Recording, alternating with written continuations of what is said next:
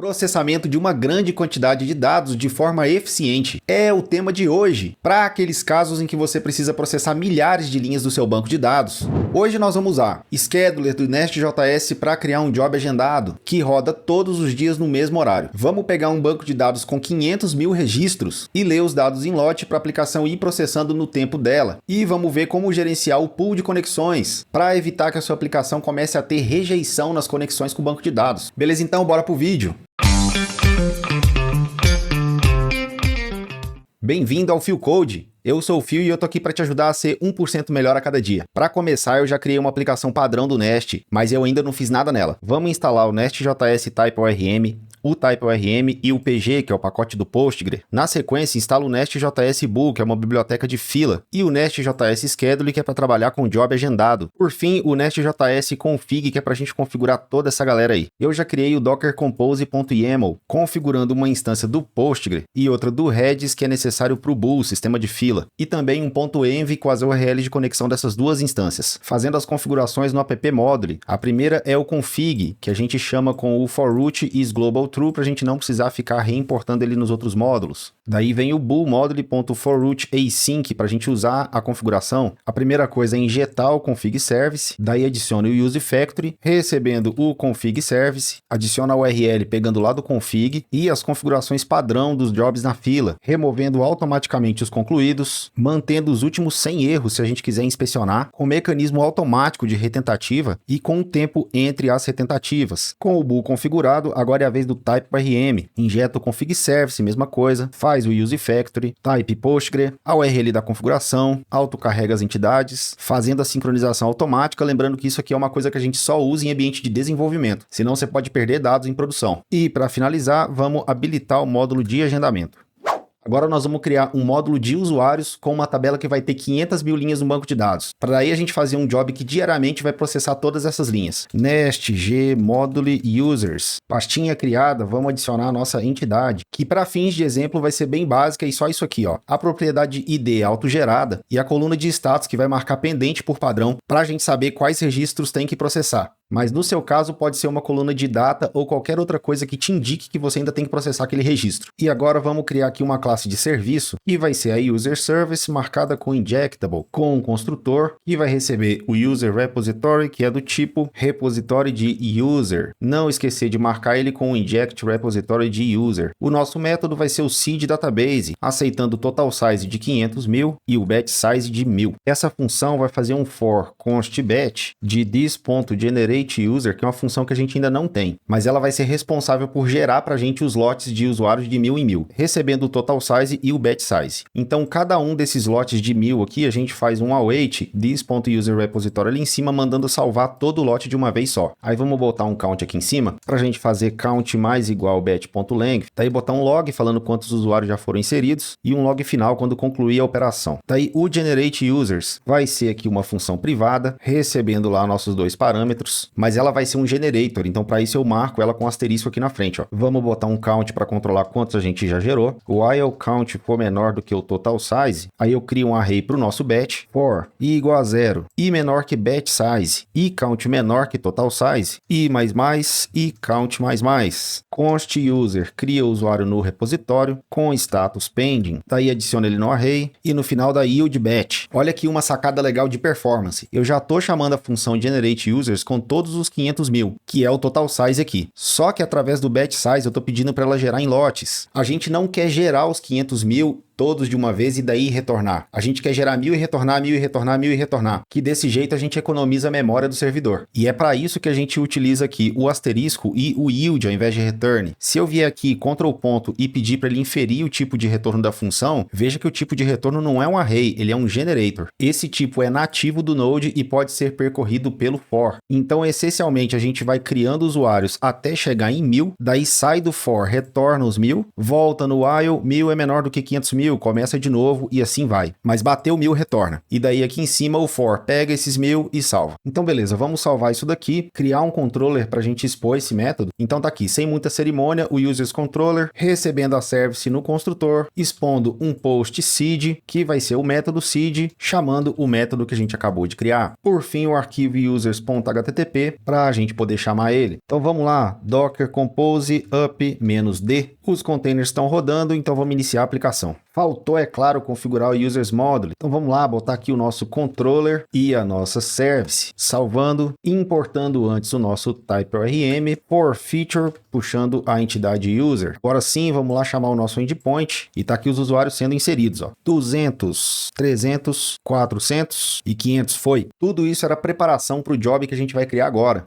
Então vamos lá, cria o arquivo do job, que vai ser o processusers.job.ts. Esse job é uma classe normal, marcada como injectable, com o método async_run, que a gente vai marcar com @cron, configurando para rodar. Daí você escolhe aqui, ó. Tem várias opções, todo dia às 11, todo dia às 3, às 5. Eu vou colocar essa aqui para rodar todo dia às 3 da manhã, mas você não está limitado, pode também escrever a sua própria expressão cron aqui, tá? Vou deixar a opção que é mais fácil de ler. Então a gente vai processar linha pra caramba e a gente não vai fazer isso tudo de uma vez só. A gente vai primeiro adicionar numa fila, buscar X registros para processar, daí fazer o processamento, agendar a próxima execução, e aí beleza. Para a gente trabalhar com fila, eu vou botar aqui em cima o queue name e o job name. Daí puxar um construtor pedindo a fila marcada com inject queue, que vem do bool, e com isso a gente já pode adicionar o job na fila, passando o job name. Agora a gente precisa criar um método e marcar ele como responsável por processar os jobs dessa fila. Pode ter qualquer nome, mas eu vou chamar ele de process e vou deixar ele como protected para ele não ficar aparecendo na API pública da classe, e nem vou deixar ele como private aqui para ele não ficar esmaecido desse jeito, como se ele não estivesse sendo chamado por ninguém, porque a gente não vai chamar ele diretamente. Então tá aqui como protected e marcado com process job name, sem deixar de marcar a própria classe como processor dessa fila. Então essa classe tem um método que é chamado pelo cron, todo dia às 3 da manhã, ele adiciona um job nessa fila, que é processado por essa própria classe aqui, através do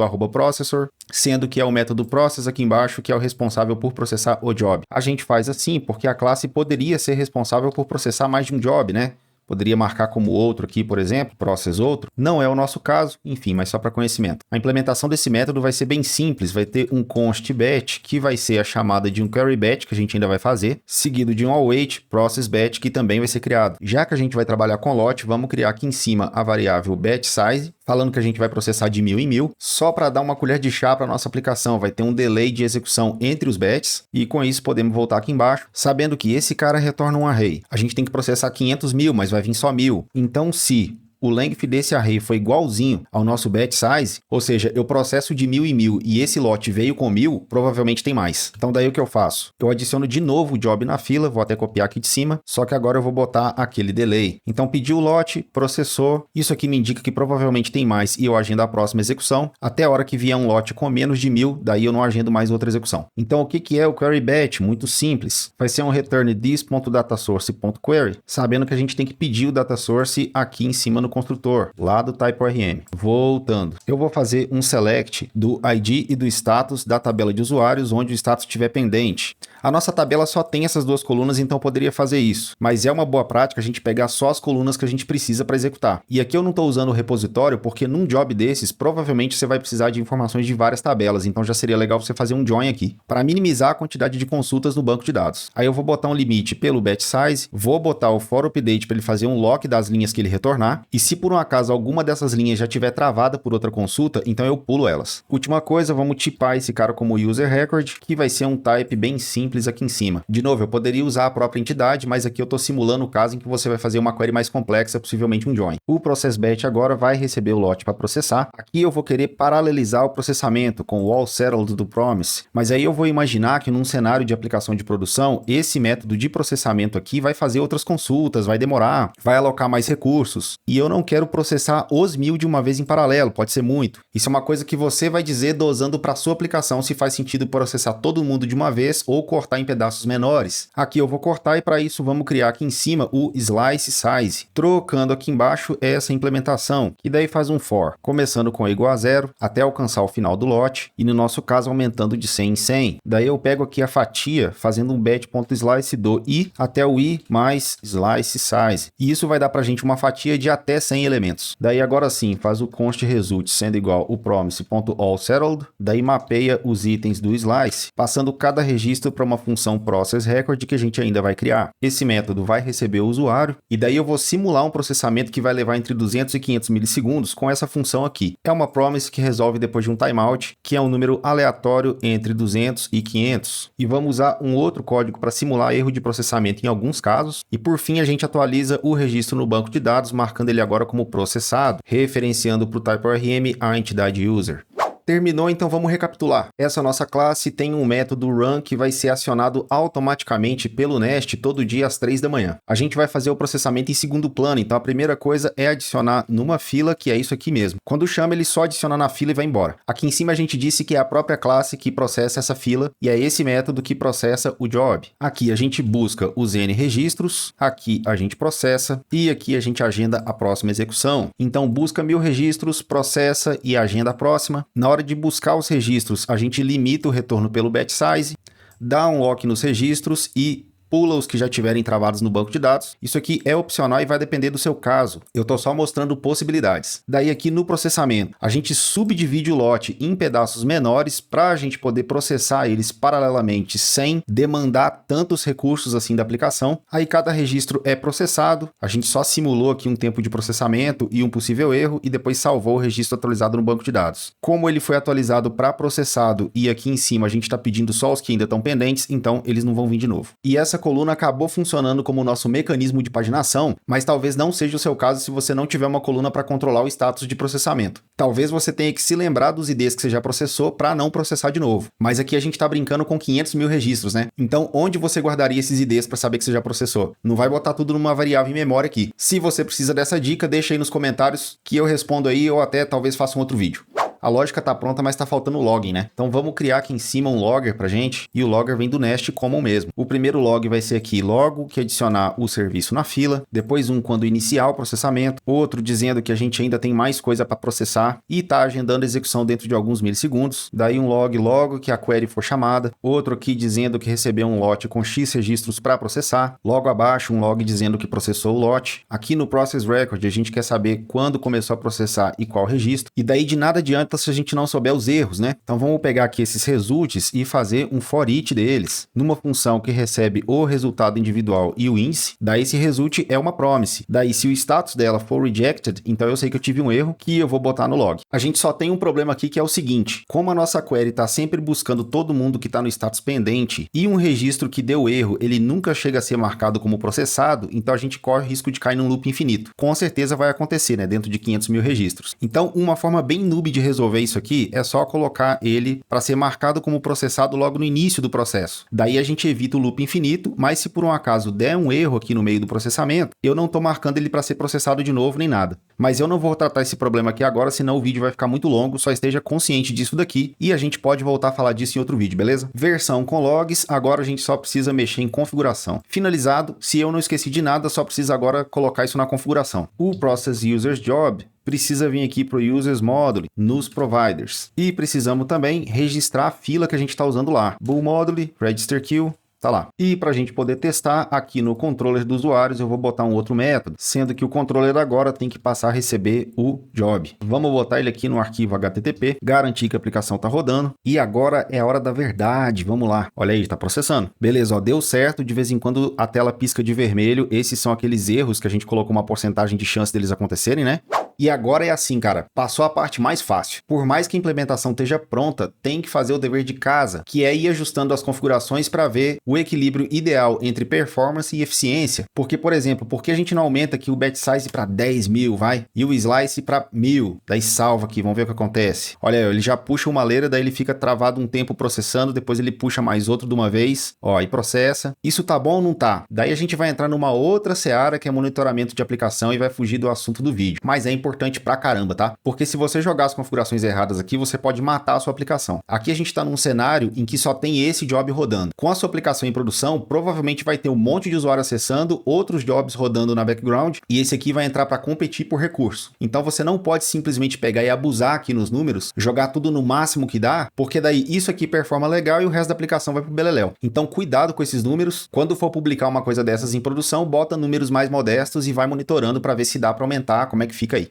Mas tem mais uma dica que vale mencionar, que é a seguinte: cada vez que a gente faz uma query como essa aqui, ou essa aqui embaixo para salvar o recurso no banco de dados, a gente está pegando uma query lá do pool de conexões do banco. O Postgre, por padrão, tem 100 conexões no pool dele, se você só instanciar e não alterar a configuração do banco. Mas a biblioteca PG, que é essa que a gente instalou aqui junto com o TypeORM para lidar com o Postgre, por padrão ela limita a 10 conexões. Isso é feito justamente para equilibrar a utilização de recursos e desempenho. Além de controlar o uso de memória e de CPU, um número menor de conexões reduz a possibilidade de conflitos de lock no banco de dados, mas você pode alterar isso daqui. E para isso a gente vai no app module, onde está configurado o TypeORM, e abre aqui esse extra. Daí você pode falar que o mínimo é 10, que o máximo é 50, e sabendo que o driver gasta recurso, gasta um tempo para gerenciar a abertura e fechamento das conexões, você pode dizer que o driver tem que manter as conexões abertas por até 30 segundos sem atividade, que o timeout de uma tentativa de conexão é de 2 segundos, e daí você vai também brincando com esses números para achar o ideal para sua aplicação. Mas isso não pode ser chute, tem que ser com base em monitoramento. Não deixa de ver esse conteúdo aqui sobre fila para ter mais detalhes de como usar o Bull. E se você vem acompanhando a série sobre autenticação, você pode agora usar o conteúdo desse vídeo de hoje para renovar automaticamente os refresh tokens de quem não visita sua aplicação há mais de uma semana. E assim você consegue manter os refresh tokens válidos indefinidamente.